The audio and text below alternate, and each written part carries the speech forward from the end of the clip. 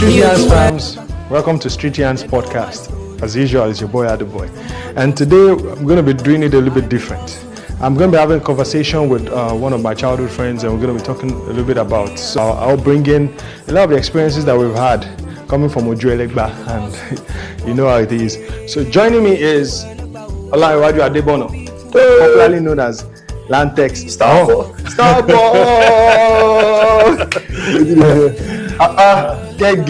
All the American money. Everywhere still. There's no money. Only the visa. I borrowed the clothes too. Oh my goodness. Thank you for joining us. Let's get into it. Yeah, thank you for joining me today. It's a pleasure. Sometimes when I just think about life generally, I just try to think about how far we've come, a lot of things that have happened along the way, a lot of the challenges, like coming back from Ojuelegba.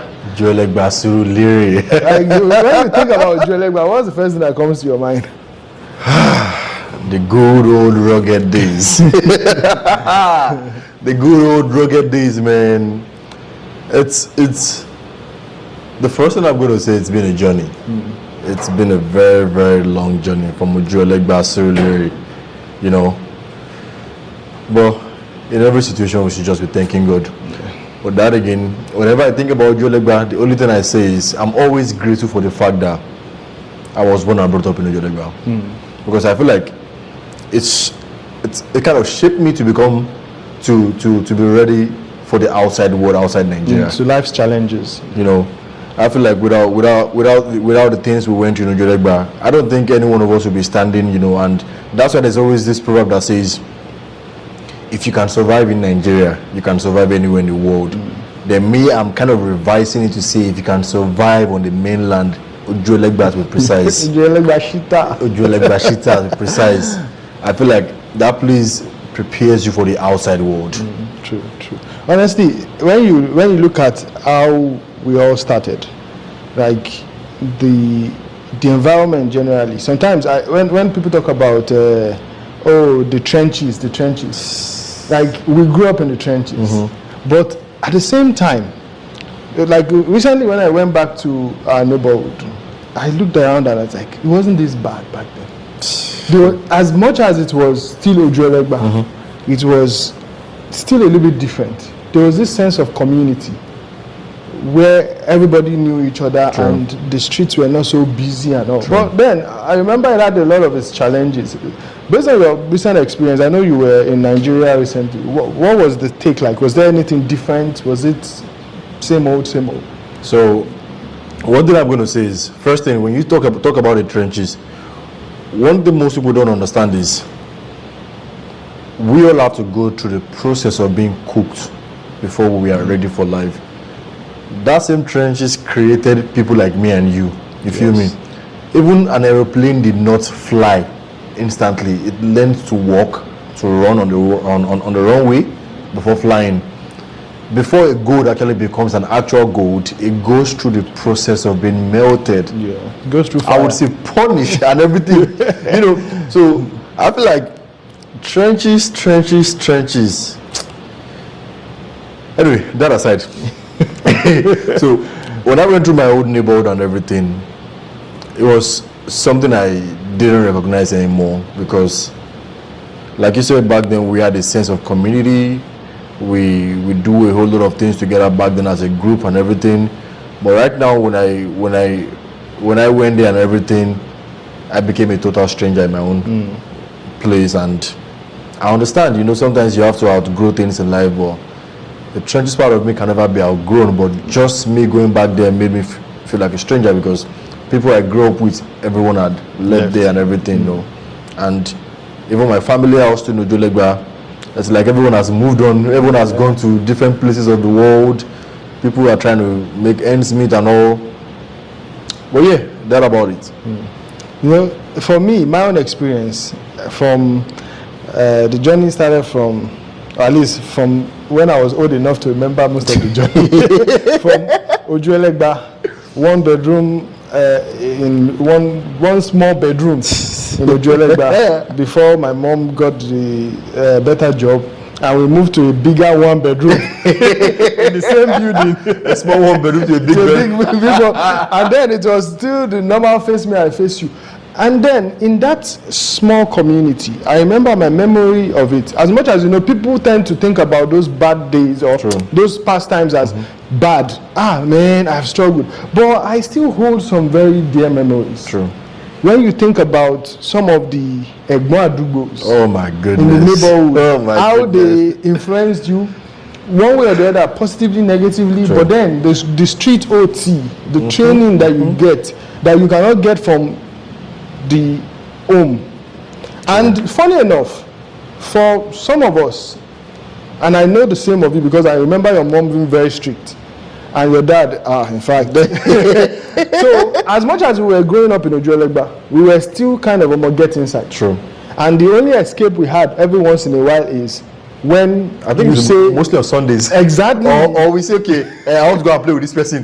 You know him now. Exactly. So we throw names around there. When you mention Tomi, they were like, okay, Tomi, yeah, okay, go. When I mention me at Olanrewaju, yeah, okay, I know. Olanrewaju, I know. That person, I know. Okay, you can go. So it's just kind of funny to me how we're able to maintain that kind of balance between living in the rough neighborhood and still being trained up like a tush child.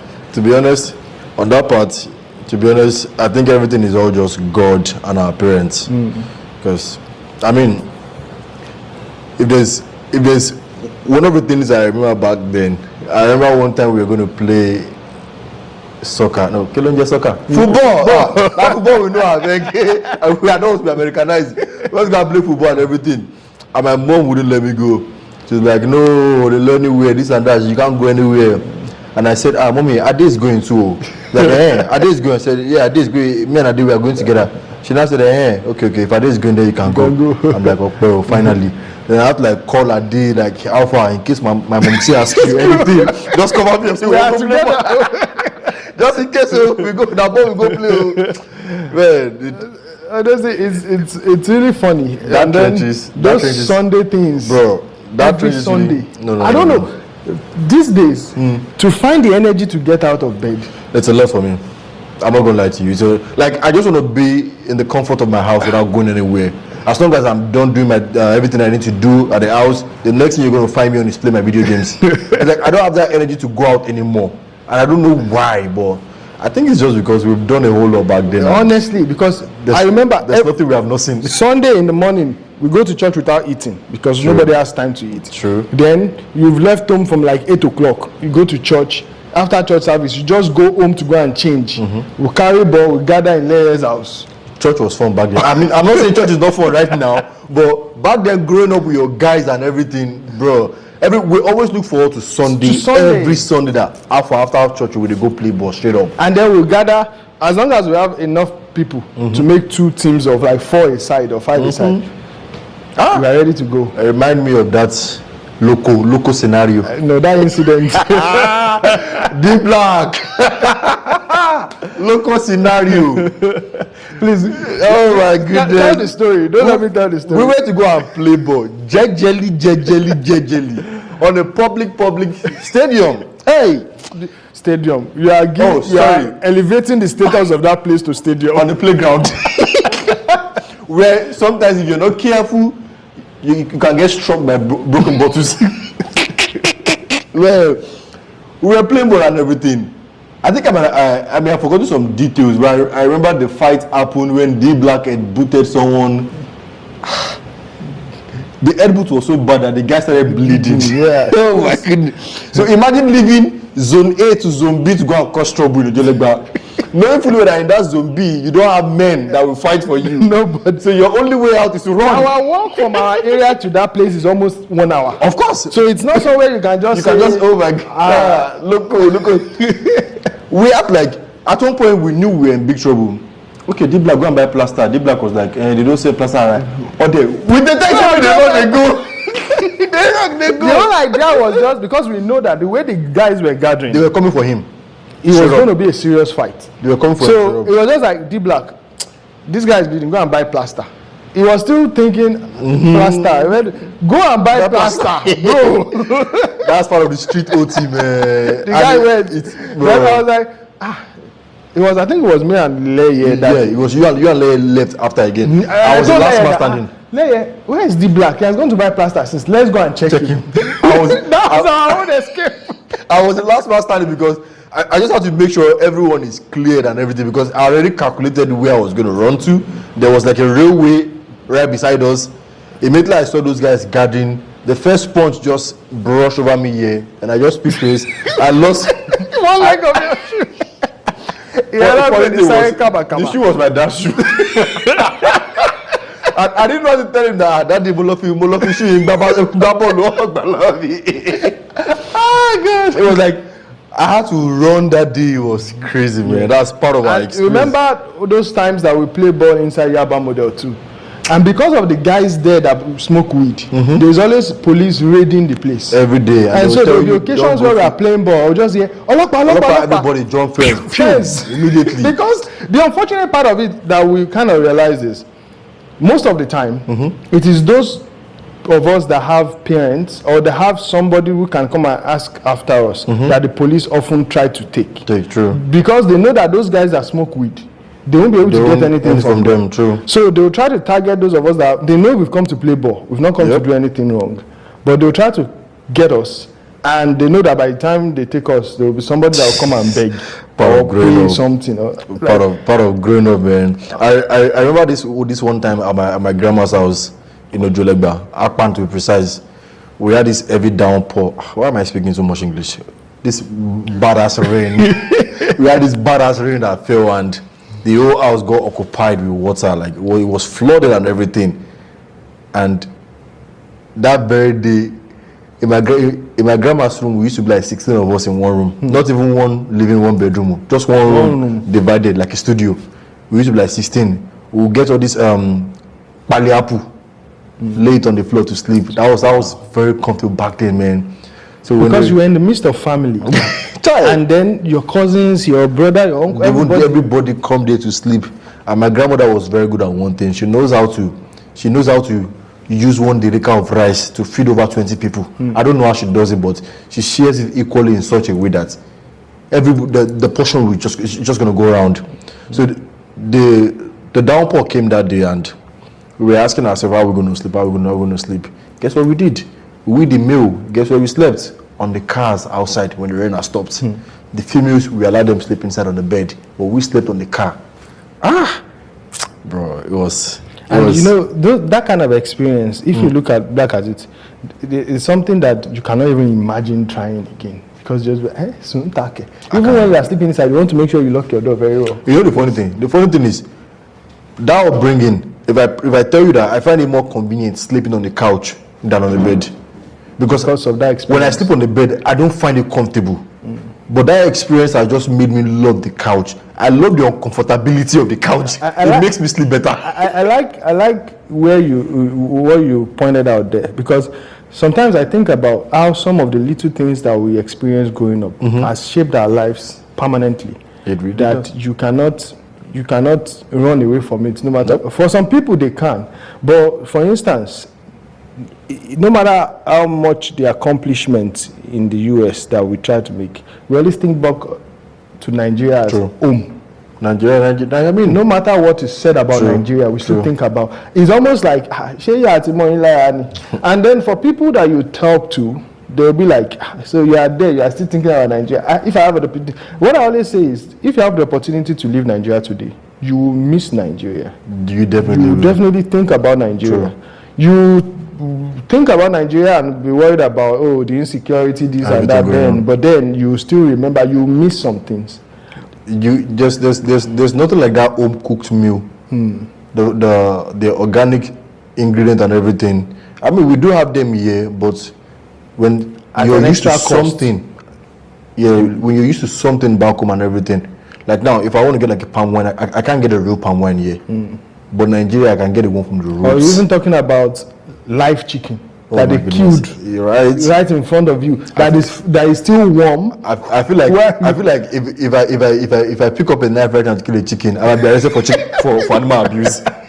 And these are normal things going on back home, like, and that's something like even the thought of doing that here just scares me because, bro.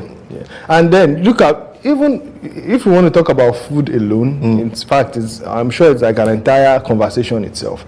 You talk about food, meat in Nigeria, even for poor people, it is fresh. Yep, true. That cow was killed today. And that you go and buy. Yep. The meat we eat here, even for rich people, you cannot be sure of when that animal died. Because everything's been frozen or Frozen chemicalized. for months. or been chemicalized. So every time you go to Nigeria and you eat the food, the taste, the freshness always different. is always something to miss. And you cannot replicate it no matter what. I miss one woman, Yakudus. The legendary bread. Martins. The legendary. Shout out to Ewa Martins. Oh my goodness. Yakudus, it was 17 naira, dodo 30 naira. Pure water, me low Pepsi leni. Eba me wa pure water, only bread. Eba me get half only 15 naira. Bro, he was no. Honestly, talking about our upbringing, you know, there's this thing back, and I remember one experience for me, growing up in Lishabi, in Ojuelegba. My family house was in Matthew, just the next street from where we stayed. We didn't stay in the family house. So some of my aunties and uncles stayed in that family house. And there's this place behind the family house. I don't know if you remember, behind Fagbile. I know Fagbile. Where there was this big snooker table, where guys used to gather, way back before internet, anything. Where guys were not going to internet area centers. I remember. I'm still coming to that anyway. But okay, so there's this place where they grind pepper. My mom sent me to grind pepper in that place, and it was just beside where they play snooker. So I dropped the pepper, they were grinding it. And then I now stood, I didn't play, I stood beside the snooker table, I was just watching. But you know, those snooker tables, they had this reputation back then. It was the area boys that gathered. It was the bad boys. Bad boys in the neighborhood. And they are gambling and everything. They gamble, they fight. When police wants to come and raid, they always go there first. First place. So this my auntie, my uncle's wife, saw me and was like, Tomi, leave that place. From the family house. She's someone that is older than even my mom. So I respected her and I left. But because of, you know, that thing that I wanted to, you want to see. Exactly. I went back there and I was watching them play again. And then the woman saw me again and said, Tomi, I told you to, okay, come. That come. If I had known. You're done for it. You're done for it. If I had known, I wouldn't have gone. But then the funny thing is that if I had not gone, it would have been worse because she would come to my house. Then I went. She gave me the beating of my life. That day was the last time I went to that snooker table. Where I'm going with this story is, when you look back at that community upbringing that we had in that neighborhood, where you know that your parents don't have to catch you. There's can catch watching you that may not even need to tell your parents. That's the story of my mom and my uncles. My uncles were everywhere in Ojuelegba, so it was difficult for me to do any bad thing. Anything wrong. It was difficult. One day my uncle came back and like, Larry Monshue. Yeah, it's in came Ashue. So for me it was very difficult. At least yours was snooker. Mine was Jeko, Konami. PS4, PS1, PS2. Mine was Jeko. Money. Okay, so because we are at one point we had some issues living in Ojuelegba and everything, so we had to come back to Ojuelegba and no school was going to take me at SS2. They wanted me to go back to SS1. I couldn't, so I did external. But guess what happened? My first external money, Jeko took everything from my hand. Hey, 20 naira per set. Oh my, Jeko took everything from my hand. I mean, he didn't force it to, of course, but the ability he created took it from my hand. And a day to work, my mom was like, Larry, more center. Anything. I had to let my mom that, mommy, what if one center on a kawa?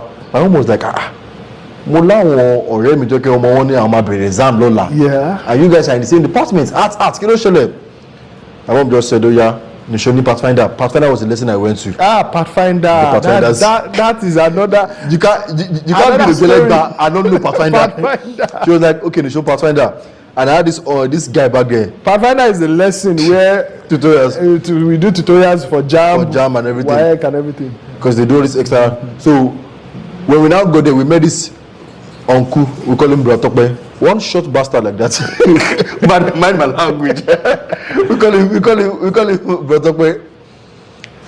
The first Bratokbe saw like, it's been a while we saw your face here. I'm like, she's not supposed to know I don't come here. That one was like kilo me. I'm like, what he's trying to say is it's been a while he came here. I was trying to finesse the story and everything. Yeah. Then Tokpo just went ahead and like, okay, one lesson, which means he doesn't come to lesson.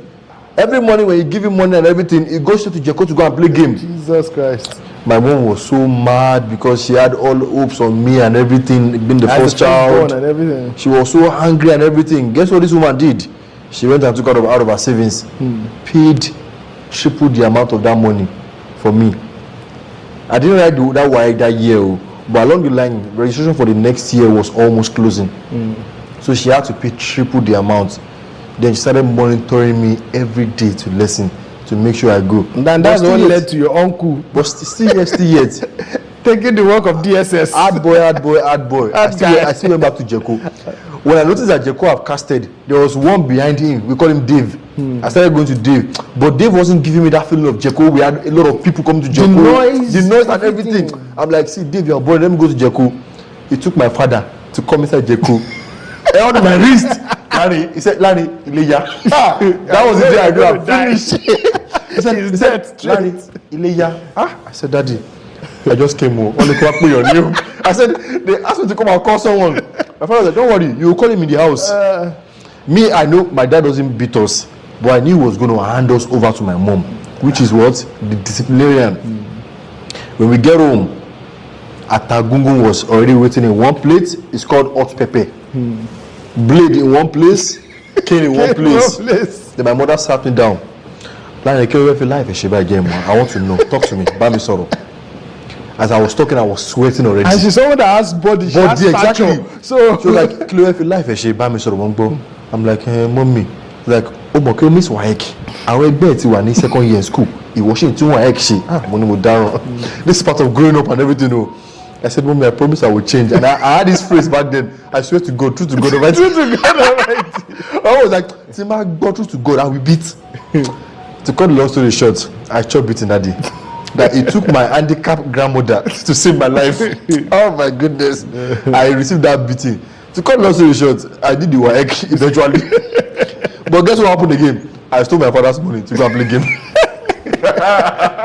This is what growing up does to you if you're not careful. Now, sometimes when I think about it, I'm not going to lie to you.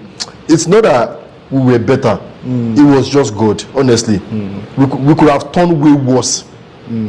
But it's like, sometimes in life, when you're destined for something, you're destined for it. Nothing is going to happen. Nothing's going to stop it. And I know that, which is one thing I always pray to God every day, that all my guys must make it. That we suffer together, we must all make it and everything. I'm still begging to God, I want to make it in this life, but I'm praying to God. But when we think of back then, it was a lot, man. Yeah. And when you talked about your uncle being like somebody who could watch and make sure that you are doing the right thing, and a lot of other people like that. But one thing that you notice now is, of course, for 2 reasons. Nobody wants community training for their children anymore, and I feel like that is part of the social decadence that we are seeing. Everybody wants, I can train my child myself. I'll train my child myself. And you know the reality, if you look at things that have happened truly, you understand why. When you hear of uncles raping, molesting and everything, this person doing that, you just like, I'm about no mommy. Just let me train my children myself. But then, even while you're protecting your children, because at the end of the day, part of training is you want to transfer your values. You don't want one bricklayer to transfer his own values to your children. So you want to do it yourself, which makes sense. But in a way, do you think that because we are trying to avoid the problems that come with it, we have also lost some things too, where where young people do things. The one thing I would say is the sense of community is gone already. Because I feel like back then, back then it was very easy for us, but these days right now, a whole lot of people are just being careful, and you wouldn't blame them for being careful. Times have changed already. You feel me? Times have changed, and that sense of community is lost, but not totally lost. Some Nigerians here are still trying to bring that back, Like, my mom used to say this thing that, any Colombimo, but yes. You get? So, which was one thing she was right about, and all. Well, these days, I wish I had an answer as to why the sense of community went through and everything. The whole molesting thing is also one of the reasons, but I'm sure there are other reasons too. But that sense of community we had back then is all gone. It's all gone. Knowing fully well that if you enter your neighborhood, nothing will happen. Yes. You are secured and everything. That sense of no. But this is, if I enter Ojuelegba today now, I'm sure they're like, who be this one? It will take someone to like, now this guy be this and all. Yeah. And the funny thing was, the last time I went to Ojuelegba, I had like a baseball hat on and my glasses and everything. So it took just one person to recognize me. Like, and before you know it, Larry. I'm like, then I was in Ojuelegba for like almost 30 minutes because I had issues with the bank and everything, and that's how she was even able to recognize me. She saw me in the bank. I'm like, if it was back then, everyone knows who you are. You can't hide. So, we are in the US now. Are we? Oh, yeah, this is America. Sometimes you think about where we are coming from and you be like, we are in America. Wow. But then the journey is not that smooth, or it wasn't that smooth anyway. The journey is never smooth when you're leaving your place of comfort to a new place where you have to start all over again. It's never a smooth journey. Honestly, it's one thing to even think about, starting all over again. For you, I remember back then, you told me, Tomi, I did go Cyprus. I was like, And funny enough, at that time, I think it was, apart from all of us being friends, we had a group of like 10 people that were friends. I think around that time before you traveled was when we became closer. Because we were now doing a lot of other stuff together. And so suddenly we're like, Tomi, I did travel. I was like, they travel. Now, wow, Kiniko. But it was now more of, okay, you were preparing, you were going at this time, this. And on one part for me, I was thinking, wow, Cyprus, who you know for this? So what inspired that choice back then? To be very honest, that's a very good question. To date, I still don't know what inspired it. All I knew back then was... Did you just look at the map of the world and say, the funny thing was, I was just on Facebook that very day and I saw this guy advertising about Cyprus and everything, and I googled it. So from the pictures he uploaded, it was a nice country and everything, and I felt like, okay, this is an opportunity for me to go do much more better, As of then and everything, being the first child, one thing the street teaches you is you have to hustle very hard and everything. I can't relate. Exactly. So being the first child, there's a whole lot of responsibilities on you, and you want to keep pushing. And there's one of the things my parents have known me for right from time is I always want to keep pushing. Yes, the journey may get very difficult, to be honest. So you're saying it was the need for self-improvement. Yep. You just didn't want to stay in one place. I took a very, very big risk. I left Nigeria when my job started blowing up. By the way, I'm a photographer. So I left Nigeria when I started having a lot of clients and everything. So imagine leaving that country when you're already building a client base and everything. And I wasn't looking at the present at that point. I was looking at the nearer future, because everything I do in life, I always think about the future. I'm not saying I'm perfect. Sometimes I make mistakes and everything. Yeah, but I've never made the same mistake twice. So it was like, I just wanted to have that edge. Like, if I go to Cyprus, it's also another way for me to photograph and everything, and have more international clients. That was my aim back then. So I saw this guy on Facebook. He was like, yes, that's what I want. Then she pushed me. Then we all started. But my mom was like, if truly you want it, one thing you're going to do for me, you're going to get money to buy your own or do your own passport. How much did I do? I did my passport. So I guess she put that challenge before you that, okay, if you are serious about this, show me that you're serious. So, which is one thing I don't think most kids these days have anymore. I mean, some still have it, but I don't think, unlike back then. So passport was like 28k 1,000 naira back then when I did my passport. I didn't have the money, but I had my laptop that my mother bought for me. And guess what I did? I used my laptop to borrow money. My mom here in the studio like, Larry. I found one guy randomly. Like, I've been taking a lot of risk. Imagine not knowing someone, then boom, the guy's like, hey, I can borrow you money and everything. Then you trusting him with your laptop, your only laptop that you're using to work and do work for your clients and everything. My photography clients. So I found him and he said he's going to borrow me 28,000 naira. That he was going to need the collateral. At that point, the only thing I had to my name was my laptop. I didn't have a camera because I was working. I did a passport, and my mom, my parents, not even my mom, my dad supported too, you know. But my mom was the one pushing me the more. That hey, do this. My dad was a little bit indifferent because that's his first child. It's like, why to my Lucy or more anybody? Like a country you don't know anybody. He wants to see you. You feel me? So when I did the passport and all, we started the whole process. I was able to get a job. I paid the guy back. I got my laptop. My laptop was intact. You know, I did everything that was needed for me. Now it now got to the point where I was meant to pay my school fees. So the money was like way too much for my parents, and my mom was like, "Oh, I keep them full stops in the lay, and this is where we're going to put full stop." For some reason, after like a week, the guy doing the admission called me. He's like, I thought you guys said you don't have anybody in US. I'm like, we don't have anybody in US. And true that we didn't have anybody in US. He's like, but your school fees has been paid. I'm like, what do you mean has been paid? I would have anybody. Then I asked him, is there a way you can check who paid it at least? Yeah. He said it's not possible. But the school just contacted him right now and told him that your school fees has been paid. And I said, okay, so now what we are going to do now is we are going to further in getting your visa ready. And I called my mom. And at that point, my mom was like, are you sure you don't have a girlfriend in US you didn't tell me about? I'm like, what if you know anybody in US? And truly, I actually didn't know anybody in US. So till date, I'm still like, I still don't understand the mystery behind what happened and everything. To cut long story short, I traveled down to Abuja for my interview. I passed my interview. I got my Cyprus visa and everything. Don't forget that I still have this mindset of the pictures he showed me. I'm like, I'm going to a much more beautiful place and everything. Bro, when I landed in Istanbul, I'm like, it's a nice country. Little did I know that I was preparing for the worst.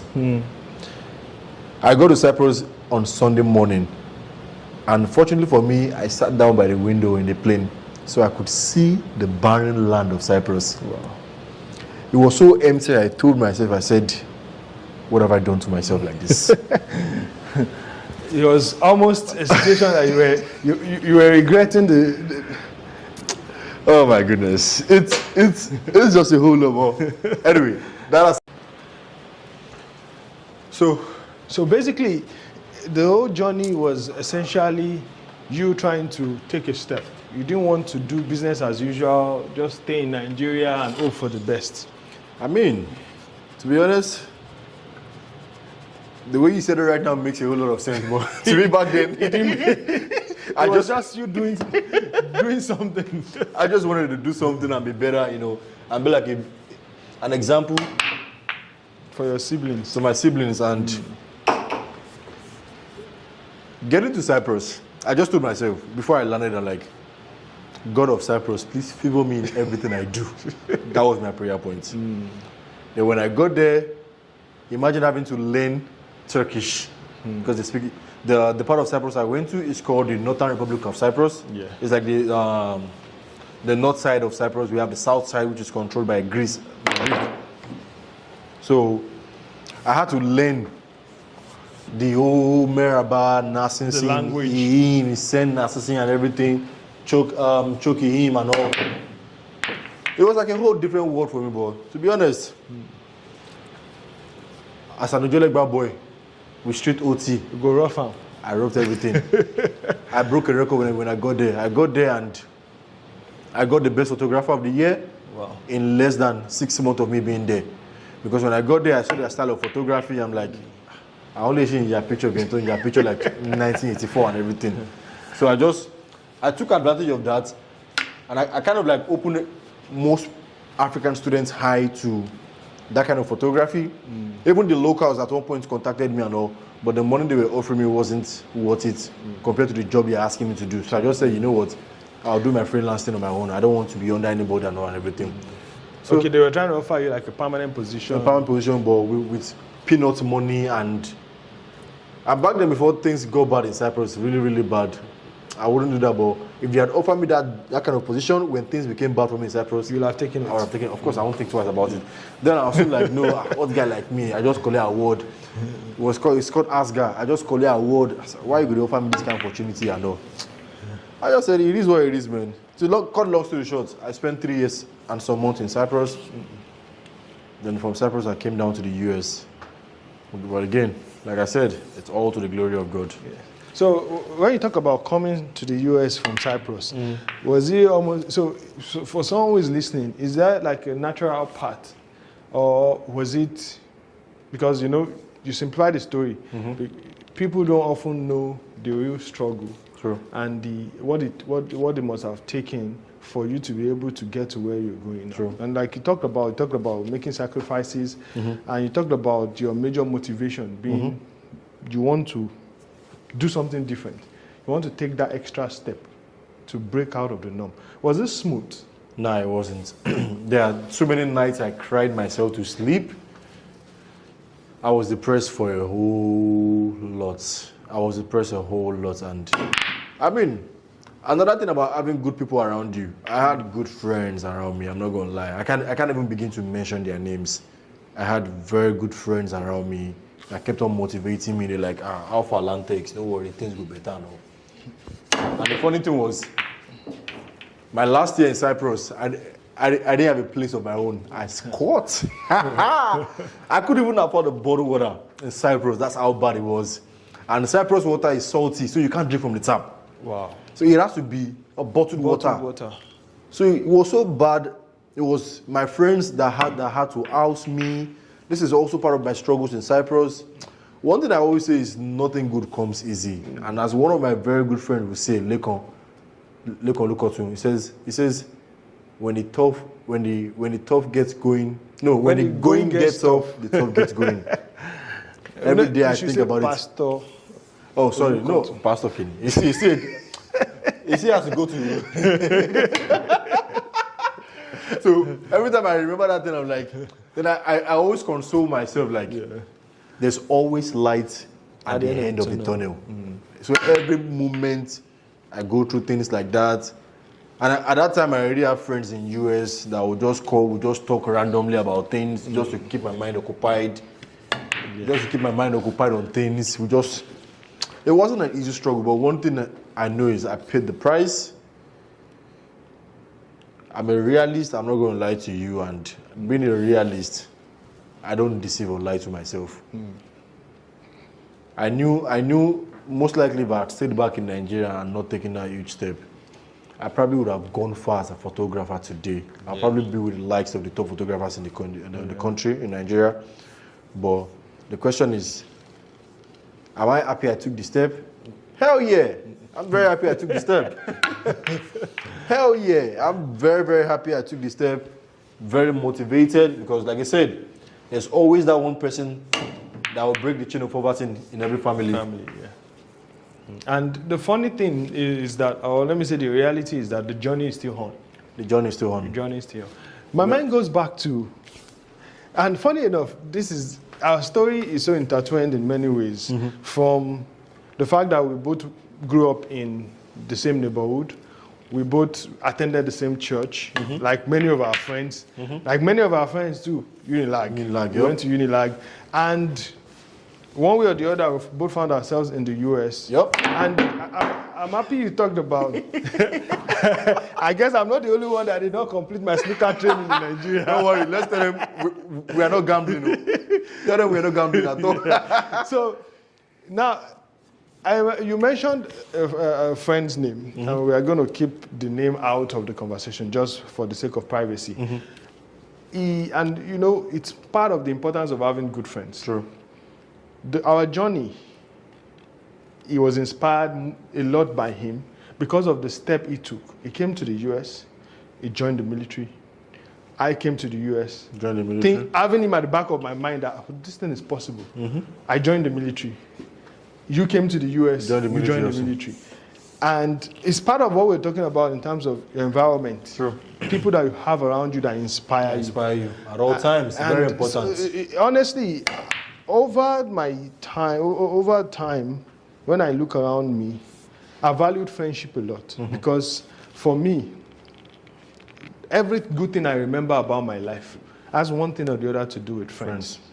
Apart from the role of family. For a long time, I couldn't relate to it. All those things that you hear on social media, they will say, friends will do this to you. Friends will do. I couldn't relate because I'll look at my friends and be like, I love my friends. My friends love me. And it was really important for me in terms of my life generally to be able to have those things around me. And as much as possible, I try to hold on to those values today that, okay, I don't have to follow the textbook story about what friends can do to you. It is what you my experience own friends, personally. This is the good I can remember. True. No journey is perfect. True. There are a lot of, there's a way I categorize my friends in my mind based on their strengths and their weaknesses. And I'm sure I'm in one category too in their minds. True. Too, in terms of one thing that I'm good at or one thing I'm not good at. But at the end of the day, I know that there's none of them that is replaceable. True. I don't want to substitute one for the other because all of them play a unique role in my life. True. Coming up, like you said, there were like times where you'd need a friend where I remember Swag Kid. I'm not going to mention his name. Swag Kid is that person that AY Bomb Bomb. call him and say, there's a problem. He will come. He's coming. He's there. No matter what, he's there. Bomb. Swag Kid. D Black is somebody that D Black. I can always go and meet and be like, D Black, you have me 500, amen. And even if it's his last couple. Sorry to cut you. I was going to Cyprus. Yeah. I thought I was done packing clothes and everything. Yeah. I'd bought all the I'd bought all the clothes necessary for Cyprus. Yeah. Then D Black came to my studio back then and he said, Alpha Larry, I get this native for you and everything. May he carry on with you. They go Cyprus. And without having my measurement and everything, just by looking at me, the clothes was so perfect on me. Until date, I hold D Black I hold him very high. Like, it's very difficult for him to reach out to me that, Alpha, bro, this and this and this and this and this, so let's do this. I'm like, okay, D Black, no, well, I will go do him. Sometimes I still think about it, but me thinking about it just to make sure everything is fine. I know it's fine already. Yes. With D Black. D Black, should I mention Lakeside?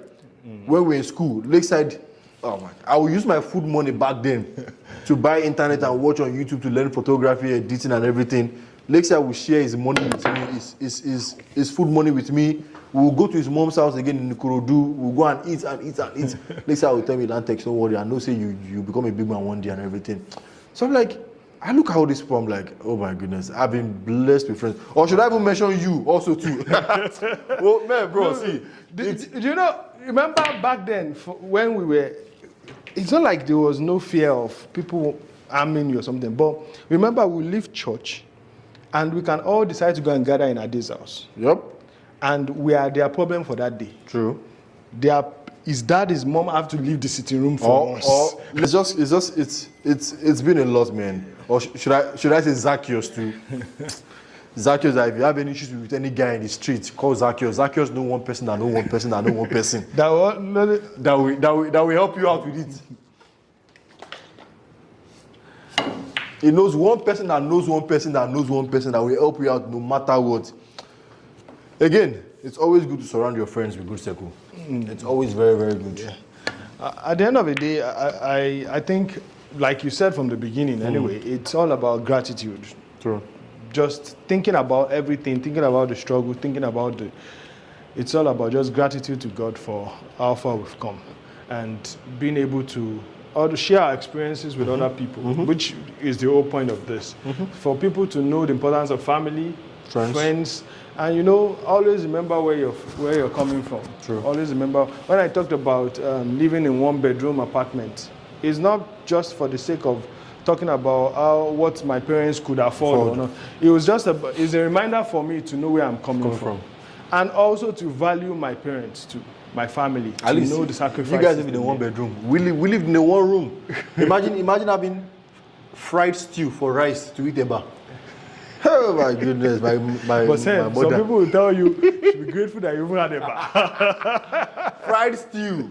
My mother will make fried stew. I'm happy jebaba and yeah money. Emma Babe no ni, iko to gba no ni.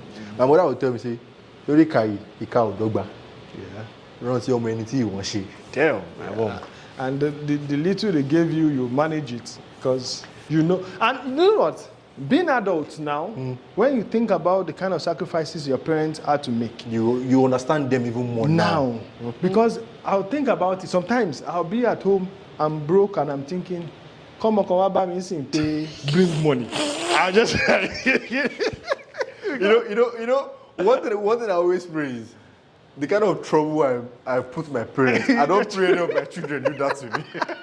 Because now I'm thinking about it, I'm like, the fact that they didn't disown me, I salute their courage. You're honestly. Because I would have disowned myself a long time ago. I'm like, wait, I really did this already. Should I count the days whereby I know I'm in for soup, I go run come for house. Ah man, I go run 2 days, 3 days. My parents they find me for streets. Where you did? I'll come back when hunger won't kill me finish. I'll be like, am I being that? Am I being more? She be more. God. I swear to God. Look, okay, so one thing that came to my mind again was, okay, you know, in Surulere, growing up when we were very young, or at least for me, when a few times I would go to places like Adeno Ogunsoya, Iponri Estate, all the tush places back then. Those were the heavens. We didn't know Lekki back then. Rita Lorry also to the swimming pool.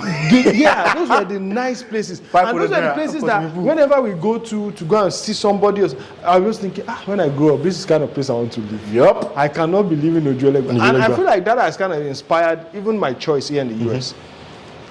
When it comes down to renting a place, it has to be a serene neighborhood.